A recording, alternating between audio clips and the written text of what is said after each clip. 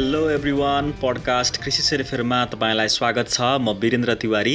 मैले यस पडकास्टमा कृषिमा युवाका भूमिका, आधुनिक कृषि प्रविधि र दिगो कृषि जस्ता यी 3वटा विषयलाई महत्त्व दिँदै कार्यक्रममा कुराकानी गर्दै आएको छु।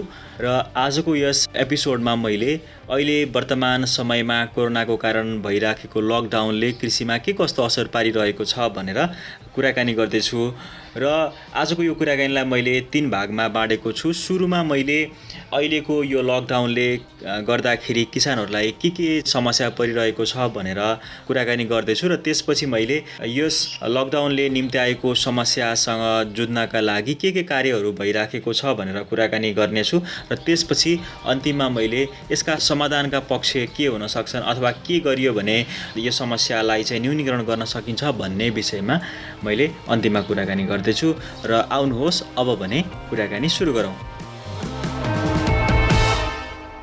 अहिलेको यस अवस्थामा सबैभन्दा धेरै समस्यामा परिराखेका व्यक्तिहरू भनेको जसले दिउँसो मजदुरी गरेर बिहान बेलुका छाक टार्दै आउनुभएको थियो त्यस्ता व्यक्तिहरू चाहिँ अहिले सबैभन्दा समस्यामा हुनुहुन्छ। र जसले कृषिकै कुराकानी गर्नुपर्दाखेरि कृषि उद्योगहरूमा ज्याला मजदुरी गरेर आफ्नो दिनचर्या बिताइराख्नु भएको व्यक्तिहरू अहिले सबैभन्दा समस्यामा हुनुहुन्छ। र अर्को जसले व्यावसायिक रूपमा खेती गरिराख्नु भएको थियो त्यस्ता खालका मान्छेहरू पनि अहिले समस्यामा परेको देखिन्छ। र अहिले कुखुरा पालन गरिराख्नु भएको, गाई भैँसी पालन गर्दै दुग्ध उत्पादन गरिराख्नु भएको, फुल खेती गरिराख्नु भएको, फलफुल खेती गरिराख्नु भएको र धेरै क्षेत्रमा चाहिँ तरकारी उत्पादन गरिराख्नु भएको किसानहरू चाहिँ अहिले समस्यामा हुनुहुन्छ। र धेरै यस्ता किसानहरूले बैंकबाट ऋण लिएर खेती गरिराखेको पनि हुनुहुन्छ र त्यस कारणले गर्दाखेरि यो अवस्थामा आफूले उत्पादन गरेका कृषि वस्तुहरू बजारसम्म जान नपाउँदाखेरि किसानहरूले ठुलो घाटा बेहोरिरहेका छन्। र हाम्रो देशमा अहिले उत्पादन भइसकेका कुरालाई केही समय सुरक्षित राख्न स्टोरेजको पनि राम्रो प्रबन्ध छैन। त्यस कारणले गर्दाखेरि पनि किसानहरू अहिले मारमा परिराखेका छन्। र अहिले लकडाउन भइराखेको यो अवस्थामा किसानको खेतबाट बजारसम्म लैजाने कुनै पनि संयन्त्र नभएको कारणले गर्दाखेरि यो समस्या बढ्दै गएको छ। र यस समस्यासँग जुझ्नका लागि केही उपाय पनि अपनाइराखेका छन् किसानहरूले। र अहिलेको यो अवस्थामा कुखुरा पालक किसानले करिब 22 करोड घाटामा गएको भन्ने समाचार आइराखेको थियो।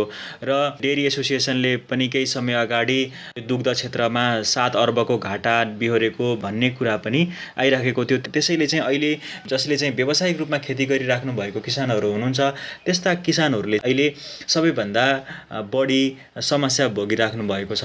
र अहिलेको यो अवस्थामा किसान पनि घाटामा हुनुहुन्छ र त्यसपछि उपभोक्ता पनि अहिले महँगो तरकारी किनेर खान पर्ने अवस्था छ। किसानले आफ्नो बारीमा उत्पादन गरेको तरकारी उपभोक्तासम्म पुर्याउन नसक्दाखेरि किसानको उत्पादन गरेको तरकारी खेतमै नष्ट भइराखेको छ। र उपभोक्ताले पनि बजारमा यो तरकारीको मात्रा घट्दै जाँदाखेरि अथवा किन्ने ठाउँ नहुँदाखेरि महँगो पैसा तिरेर चाहिँ उनीहरूले किनेर खाइराख्नु परेको छ। यसरी तरकारीमा किसानहरू र उपभोक्ता दुवै चाहिँ मारमा परिराखेको विभिन्न समाचारहरू पनि आइराखेको छ। र यस समयमा निर्वाहमुखी खेती गर्दै आउनुभएका किसानहरूले अरू मानिसहरूभन्दा अलिकति राहत महसुस गरिराख्नु भएको छ। किन भन्दाखेरि यस्ता किसानहरूले आफूलाई आवश्यक पर्ने तरकारी, आफूलाई आवश्यक पर्ने अन्नहरू आफ्नै खेतबारीमा उत्पादन गरेर आइराख्नु भएको र आफूलाई आवश्यक पर्ने तरकारी, आफूलाई आवश्यक पर्ने खाद्यान्न आफूले उत्पादन गरेको कारणले गर्दाखेरि अरू व्यक्तिहरूमा बजारसँग निर्भर नहुनु परेको कारणले गर्दाखेरि यो अवस्थामा उनीहरूलाई यो समस्यासँग यो समयमा आफ्नो दिन कटाउन र आफूलाई चाहिँ आवश्यक पर्ने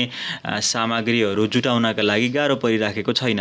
र यसले पनि हामीले यदि आफूलाई आवश्यक पर्ने तरकारीदेखि लिएर सामान्य कुराहरू मात्रै पनि हाम्रै आफ्नै करेसाबारीमा आफ्नै कौसीमा उत्पादन गर्न सक्यो भने पनि धेरै राहत मिल्ने रहेछ भनेर सन्देश पनि पाउन सक्छौँ हामीले।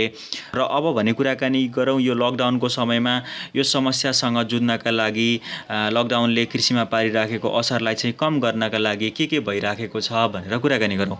र अहिलेको यो अवस्थामा सबैभन्दा महत्त्वपूर्ण भूमिका युवाहरूको देखिन्छ र युवाहरूले विभिन्न ठाउँहरूमा गएर किसानहरूको तरकारी किनेर त्यसलाई बजारसम्म पुर्याउन सहयोग गरिराखेको विभिन्न ठाउँहरूमा देखिन्छ र अहिले यस अवस्थामा प्रदेश नम्बर 5 को कृषि मन्त्रालयले कृषि एम्बुलेन्स पनि सञ्चालन गरेको छ, जसमा चाहिँ कृषि एम्बुलेन्सले किसानहरूको उत्पादन गरेको तरकारीलाई बजारसम्म लैजानका लागि सहजीकरण गरेको छ। यो अति नै सराहनीय काम हो।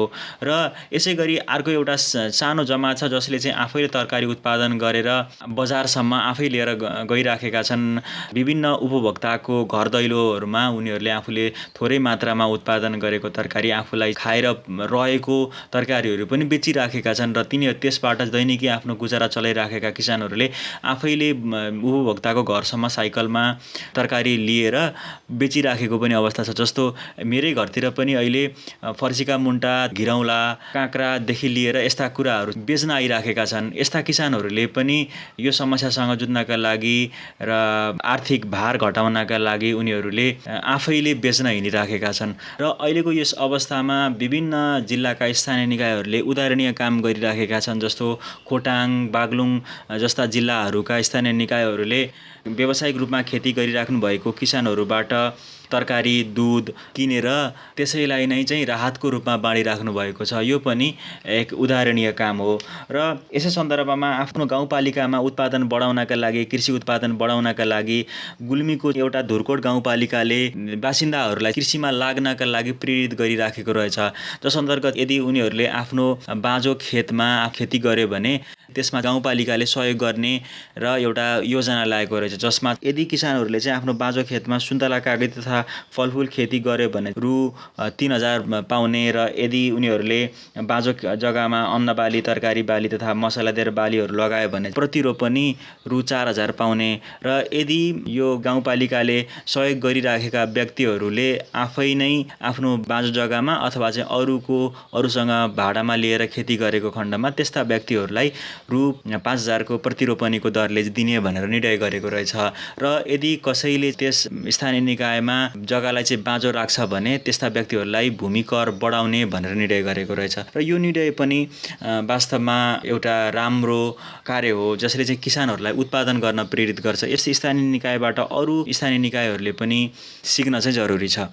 र यस लकडाउनले कृषकलाई पारेको असरलाई न्यूनीकरण गर्दै बागमती प्रदेशको कृषि मन्त्रालयले एग्री प्रोडक्ट म्यारेज ब्युरो भनेर सञ्चालन गरेको छ, जसमा यो कृषक र उपभोक्ता जसरी मारमा परिराखेका छन् यस अवस्थालाई सहजीकरण गर्नका लागि बागमती प्रदेशले यो अवधारणा अगाडि बढाएको छ। र अब भने कुराकानी गरौँ अबको यो अवस्थामा लकडाउन भइराखेको छ, कोरोनाले गर्दाखेरि संसार नै आक्रान्त छ। यो अवस्थामा हामीले नेपालमा के गर्न आवश्यक छ भन्ने विषयमा कुराकानी गरौँ। अहिलेको यो अवस्थामा एकमात्र अब गर्नुपर्ने कुरा भनेको आन्तरिक उत्पादनलाई बढाउनुपर्छ र आन्तरिक उत्पादनलाई बढाउनका लागि सरकारले र विभिन्न सम्बन्धित निकायले यो क्षेत्रमा काम गर्नुपर्छ। किन भन्दाखेरि अबको यो अवस्थामा संसारमा लकडाउन भइसकेपछि, विभिन्न देशहरूमा लकडाउन भइसकेपछि, जस्तो भियतनाम धान उत्पादन गर्ने तेस्रो ठुलो मुलुक हो र यो लकडाउनको समय बढ्दै जाँदाखेरि भियतनामले आफ्नो देशबाट धान बाहिर नपठाउने भन्ने निर्णय गरिसकेको छ र काजाकिस्तानले पनि आफ्नो देशबाट बाहिर यो गहुँको पिठो बाहिर नपठाउने भन्ने निर्णय गरेको छ। यसरी लकडाउन लम्बिँदै गयो भने विभिन्न ठुला मुलुकहरूले, धेरै मात्रामा उत्पादन गरिराखेका मुलुकहरूले आफ्नो देशमा उत्पादन भएको कृषि सामग्री बाहिर पठाउँदैनन् र यो भइसकेपछि आपूर्ति खलबलिन्छ र आपूर्ति खलबलिसकेपछि नेपालमा खाद्यवस्तुको मूल्य बढ्दछ, जसका कारणले धेरै पैसा तिरेर किन्न पर्ने अवस्था हुन्छ र अहिले यो रोजगारको समस्या भइराखेको बेलामा किनेर खान पनि गाह्रो पर्न सक्छ। त्यसै कारणले गर्दाखेरि अब देशमा आन्तरिक उत्पादन बढाउन अति नै जरुरी छ र अहिलेको यो लकडाउनलाई हामीले अवसरको रूपमा पनि प्रयोग गर्न सक्छौँ। किन भन्दाखेरि नेपाल कृषि प्रधान देश हो। हामी लामो समयदेखि भन्दै आएका छौँ नेपालमा भौगोलिक विविधताका कारणले गर्दाखेरि विभिन्न ठाउँहरूमा विभिन्न खेती गर्न सकिन्छ। यो हामीलाई थाहा नै भएको कुरा हो र अबको यो समयमा चाहिँ गरेर देखाउने समय पनि छ। हामीसँग करिब 28% खेतीयोग्य जमिन छ। यो खेतीयोग्य जमिनमा अब यतिखेर बाँझो रहेका खेतहरूमा, बाँझो रहेका बारीहरूमा खेती गर्न जरुरी छ र सहरहरूको कुराकानी गर्नु पर्दाखेरि सहरहरूमा खेती गर्न योग्य जमिन थोरै भए तापनि त्यस्तो ठाउँहरूमा करेसा बारीहरूमा अथवा चाहिँ छतमा चाहिँ रुफटप एग्रिकल्चर गरेर हुनसक्छ, अथवा चाहिँ अहिले अर्बन र पेरी अर्बन एग्रिकल्चरको कुराहरू आइराखेको छ। यसरी पनि अब देशमा आन्तरिक उत्पादन बढाउन अति नै आवश्यक छ। र यो लकडाउन भइसकेपछि विभिन्न देशहरूले किसानलाई चाहिँ प्राथमिकता दिँदै योजनाहरू बनाएका थिए। जस्तो न्युजिल्यान्डमा पनि, अमेरिकामा र हाम्रै छिमेकी देश भारतमा पनि किसानलाई चाहिँ प्राथमिकता दिँदै साना किसानहरूलाई सपोर्ट गर्दै आएको छ र यो अति नै राम्रो कार्य हो। र नेपालमा पनि कोषको कुराहरू आइराखेको छ र किसानहरूलाई अनुदान दिने भन्ने कुराहरू आइ नै राखेको छ, तर अझै पनि किसानहरूले त्यसबाट लाभान्वित हुन चाहिँ सकिराखेका छैनन्। र अबको यो अवस्थामा सङ्घीय सरकारको सुशासनलाई चाहिँ सुदृढीकरण गर्दै स्थानीय निकायहरूलाई सबल बनाउन चाहिँ आवश्यक छ र स्थानीय निकायहरूले आफ्नो ठाउँमा किसानको अवस्था के छ, किसानहरू चाहिँ प्रभावित भएका छन् कि छैनन् भन्ने पत्ता लगाएर आफ्नो ठाउँमा कस्ता खालका खाद्य बालीहरू चाहिँ उत्पादन गर्न सकिन्छ भन्ने कुरा पत्ता लगाएर त्यही अनुसारको योजनाहरू बनाउन आवश्यक छ। र प्रदेश सरकारले स्थानीय सरकारहरूलाई बिउ र मलहरू जस्ता कृषि सामग्रीहरू उपलब्ध गराउन सहजीकरण भूमिका खेल्नुपर्छ। र अझै महत्त्वपूर्ण चाहिँ भूमिका खेल्छ सङ्घीय सरकारको। सङ्घीय सरकारले पनि किसानहरूलाई मध्यनजर गर्दै, साना किसानहरूलाई चाहिँ ध्यानमा राख्दै, व्यावसायिक रूपमा खेती गरिराखेका किसानहरूलाई ध्यानमा राख्दै कार्यक्रमहरू ल्याएर त्यसको कार्यान्वयनका पक्षहरूलाई सबल बनाउँदै चाहिँ अगाडि बढ्न अति नै आवश्यक छ यो समयमा। र अब बिस्तारै असार 15 पनि आउँदैछ। असार 15 भनेको मानो खाएर मुरी उत्पादन गर्ने समय भनेर पनि चिनिन्छ। र यो समयमा वर्षेनी किसानहरूले मल नपाउने, बिउ उपलब्ध नहुने भन्ने समस्या आइराखेको हुन्थ्यो। र यो समयमा, अहिलेको यो लकडाउनको समयमा झन् यो चुनौती हुनसक्छ। त्यसै कारणले गर्दाखेरि धानको बिउदेखि लिएर मलका कुराहरूमा अहिलेदेखि चाहिँ सरकारले योजना बनाउन र त्यसपछि काम गर्न चाहिँ आवश्यक हुन्छ। र मैले यो धान रोप्ने समयमा, असार साउनको समयमा मैले देखेको समस्या चाहिँ अझै यो लेबरको सर्टेज हुनसक्छ जस्तो लाग्छ। किन भन्दाखेरि अहिले मान्छेहरू त्रसित छन् र हाम्रो नेपालमा अझै पनि मेकानाइजेसन नभएको अवस्थामा सबै मान्छेले नै काम गरिराख्नु परेको अवस्थामा यो समयमा मेन पावरको सर्टेज हुन सक्ने समस्या पनि छ। र तराईका विभिन्न जिल्लाहरूमा रोप्नका लागि, धान काट्नका लागि इन्डियाबाट मान्छेहरू पनि आउने गर्दथे। र अबको यो समयमा लकडाउन भइसकेपछि त्यसमा पनि गाह्रो छ। र अबको यस समयमा, धान लगाउने समयमा मैले अझै ठुलो समस्या देखेको भनेको चाहिँ मेन पावरको समस्या हो। त्यसै कारणले गर्दाखेरि अब यो कार्यमा पनि कसरी काम गर्न सकिन्छ भनेर सरकारले योजना बनाउन चाहिँ अति नै आवश्यक छ। अबको यो अवस्थामा विभिन्न ठाउँहरूमा रहेका कृषि ज्ञान केन्द्र, कृषि विज्ञ केन्द्रहरू, नारका विभिन्न स्टेसनहरूले पनि आफ्नो क्षेत्रमा रहेर सक्रियताका साथमा चाहिँ भूमिका खेल्न अति नै जरुरी छ। र यो लकडाउनको समयले हामीलाई एउटा पाठ पनि सिकाएको छ। हाम्रो नेपालमा अहिलेसम्म पोस्ट हार्भेस्ट टेक्नोलोजीको कुराहरूलाई त्यति महत्त्व दिएको छैन र नेपालले अब पोस्ट हार्भेस्ट टेक्नोलोजीको क्षेत्रमा पनि धेरै काम गर्न जरुरी छ। किन भन्दाखेरि कुनै पनि एउटा वस्तु समयमा खपत गर्न सकिएन भने त्यसलाई लामो समयसम्म रहन सक्ने अर्को वस्तु बनाउन सकिन्छ। त्यस्ता खालका प्रविधिहरूको बारेमा नेपालमा कमै काम भएको छ र अब भने त्यस्ता कुराहरूमा पनि काम गर्न अति नै आवश्यक छ। र अब हामीले किसानहरूलाई प्राविधिक ज्ञान दिनका लागि इन्फर्मेसन कम्युनिकेसन टेक्नोलोजीका साधनहरू पनि प्रयोग गर्न सक्छौँ। जस्तो यतिखेर विभिन्न सरकारी निकायहरूका मोबाइल एप्लिकेसनहरू पनि छन्। प्राइभेट निकायका कृषि गुरु, स्मार्ट कृषि जस्ता मोबाइल एप्लिकेसनहरू पनि छन्।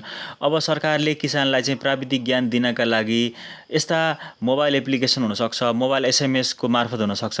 यसरी इन्फर्मेसन कम्युनिकेसन टेक्नोलोजी प्रयोग गरेर किसानहरूलाई प्राविधिक ज्ञान दिन सक्यो भने समयको पनि बचत हुन्छ र अहिलेको झन् यस्तो लकडाउनको समयमा कोरोनाको सङ्क्रमणबाट पनि बच्न सकिन्छ।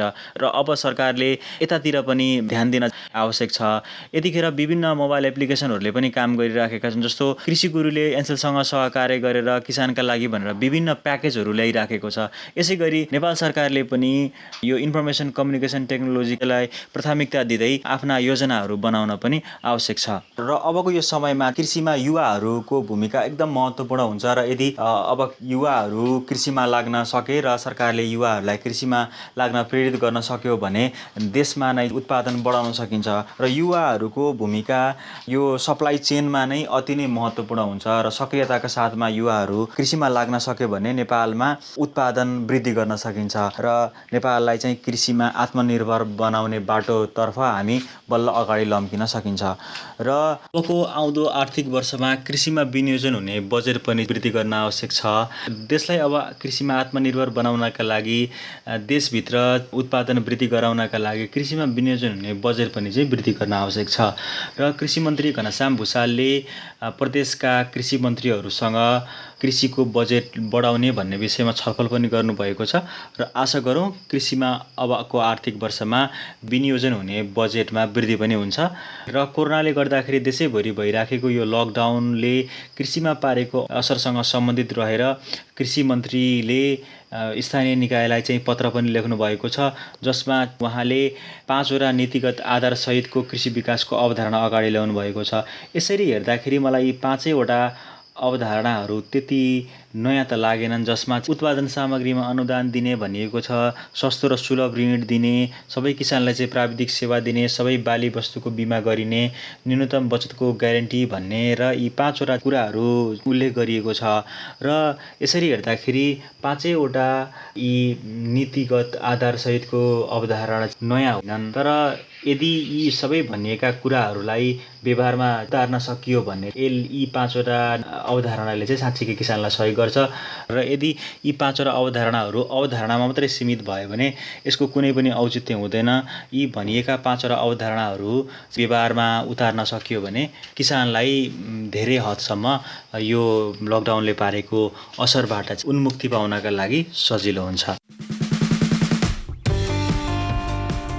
आज मैले कृषि सेरोफेरो पडकास्टमा रहेर कोरोनाले गर्दाखेरि देशैभरि भइराखेको लकडाउन र कृषिसँग सम्बन्धित रहेर कुराकानी गरेँ। आजको यो समग्र प्रस्तुति तपाईँलाई कस्तो लाग्यो? आफ्ना सल्लाह सुझाव प्रतिक्रियाहरू पठाउन सक्नुहुन्छ।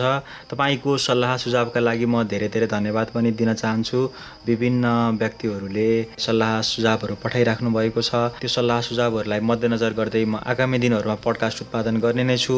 आफ्ना प्रतिक्रियाहरू पठाउँदै गर्नुहोला भन्दै आजको यो प्रस्तुतिबाट भने म बिदा हुन्छु। नमस्कार। जय युवा, जय कृषि।